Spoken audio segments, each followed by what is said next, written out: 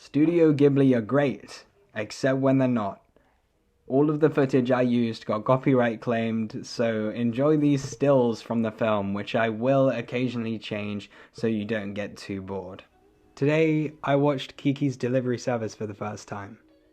It is probably the Studio Ghibli film I've been looking forward to seeing the most that I haven't seen yet. I had such a strong urge to watch it, and I was thinking about it all day.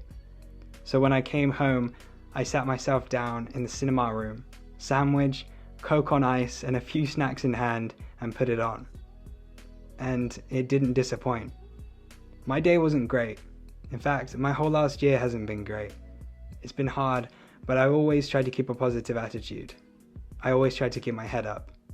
I've had moments where everything feels numb. My life isn't getting any better, and even smaller enjoyments like watching movies aren't fun anymore. It's hard to keep going when everything is so hard. It's hard to keep going when it doesn't get any better, so why keep going? What's the point? I've never struggled with this, but a lot of people do. A lot of people succumb to the feeling of numbness and surrender themselves. They give up. If you feel this way, stuck, numb, depressed, or anxious, I beg you to watch Kiki's Delivery Service. We've all been Kiki, probably Studio Ghibli's most relatable protagonist, a character filled with joy, the joy of being young, the world at her fingertips, or more fitting, the world at her broomstick. At the beginning of the movie, Kiki is enthusiastic. She is leaving the nest for the first time to begin her witch training. She is so eager to go, she actually leaves earlier than planned, abandoning a camping trip with her dad. Throughout the film, however, this enthusiasm turns to frustration as things are hard. Delivery jobs are hard, people are unappreciative, and the conditions are unbearable. This sours her attitude.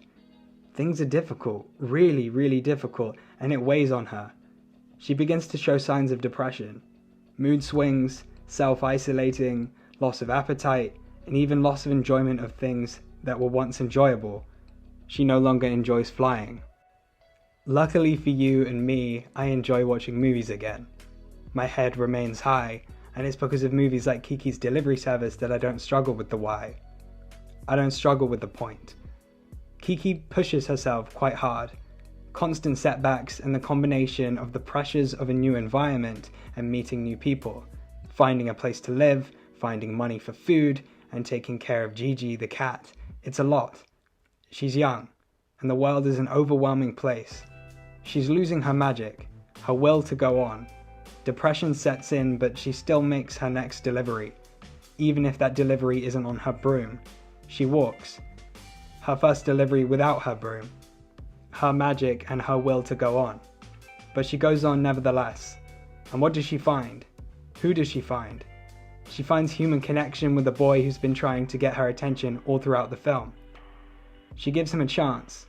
She's come all the way, so what happens? Well, he shows her a bike with a propeller that he's been working on, and they go for a ride on this bike. This bike ride was a spark. They eventually crash and it goes wrong, but Kiki laughs. She feels joy again. She's happy even if it's just for a moment.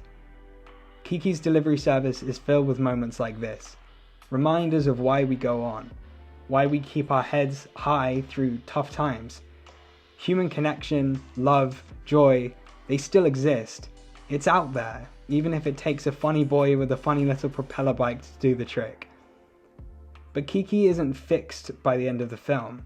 Having these feelings of numbness and depression, they don't go away. But her magic has started to come back. Recovery is a process and definitely not instant, but is one that is aided by the love and support of those around her. The people she has formed bonds with throughout the film are shown, watching her on the TV, as she saves the boy in the film's climax. And we see the growth and impact Kiki has had on not only within herself, but those around her. These bonds are really important and is just one of the many reasons I can find comfort in Kiki's Delivery Service. The joys of life and magic of our world is really felt in this film. This movie is a reminder of the beautiful ocean, the wonders we can experience in our day-to-day lives, and the amazing human connections we will inevitably make along the way.